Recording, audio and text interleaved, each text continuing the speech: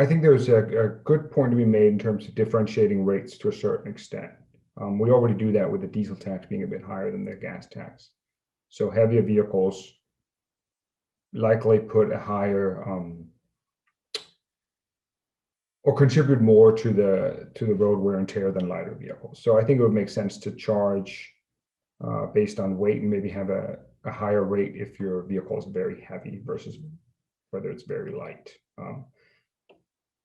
The issue with the VMT tax is there is literally endless ways of differentiating it.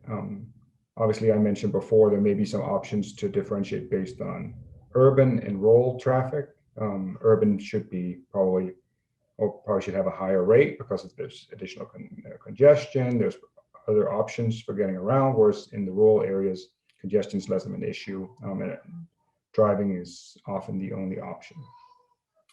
And then you could think, endlessly from there. Should you have a higher rate during peak hours to discourage people from getting in their car during peak hours?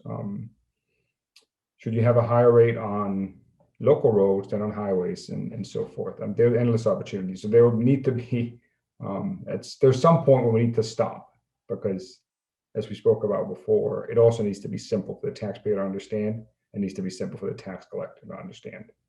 So yes, I do think there should be some differentiation, but I also think we have to be cautious that we don't develop a overly complex system